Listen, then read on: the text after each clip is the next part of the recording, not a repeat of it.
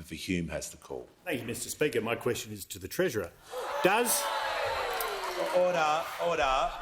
Members on my right, I just said the next person who interjects on my right will leave the chamber. Member for Hume has the call and begin his question again. Thank you, Mr Speaker. My question is to the Treasurer. Does the Treasurer agree with the Minister for Industry that there should be a reduction in the company tax rate? Give the call to the Treasurer. Thank you very much, Mr Speaker, and it's a very welcome opportunity, a very rare opportunity indeed, to get a question from the Shadow Treasurer, even though a budget was handed down from this dispatch box a couple of weeks ago. Mr Speaker, I saw the comments that the Industry Minister made at the Fin Review gathering earlier today, and they are entirely consistent with the sorts of things that we have been saying for some time. And what he said was that the corporate tax system has a role to play in incentivising manufacturing capital. And it might just have dawned on those opposite, but that was a central feature of the budget, Mr Speaker.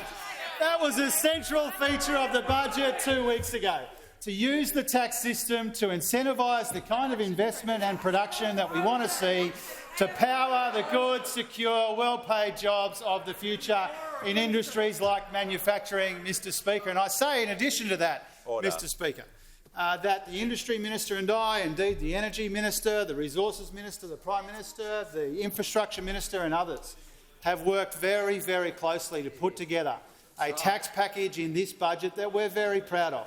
And we're very proud of it because it recognises that we can use the tax system and tax breaks for corporate Australia to incentivise a future made in Australia, Mr Speaker.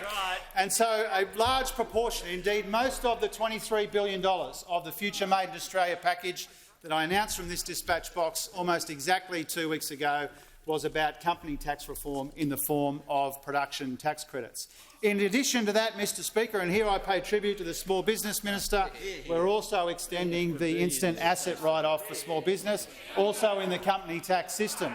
And I think it says something about the absolute bin fire of incoherence and incompetence on that side of the House, Mr Speaker, that at the same time as the Treasurer will pause.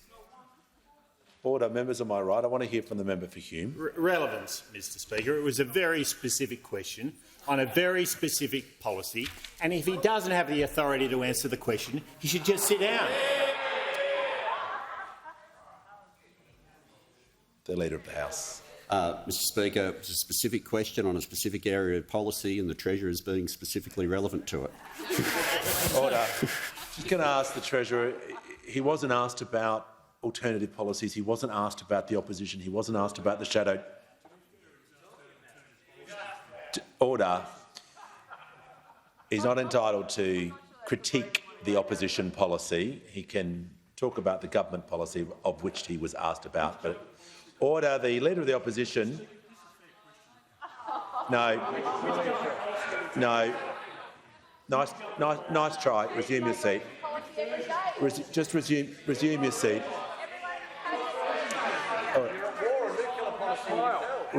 Resume your seat, Leader of the Opposition.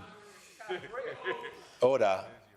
So we've dealt with the point of order. It is not an opportunity to critique the opposition. The Treasurer will return to the question. Thanks, Mr Speaker. The irony of being asked about coherence by two guys who can't explain a budget reply which was given 2 weeks ago. Mr Speaker. My God. The Treasurer will return to the question. Mr Speaker, give me a break. The Treasurer will return to the question or he will resume his seat. Mr Speaker, I'm asked about the company tax system. I'm asked about the Industry Minister's remarks earlier today. I'm asked about incentivising production and investment in manufacturing. We are doing those things. That's the key part of the budget. That's the point I made at the very beginning of my answer, Mr Speaker, and I have been proud to work with the Industry Minister and with the other colleagues to put together a package which is all about using the tax system to power the good, secure, well-paid jobs that we want to see in communities right around Australia so that we can build that future made in Australia together.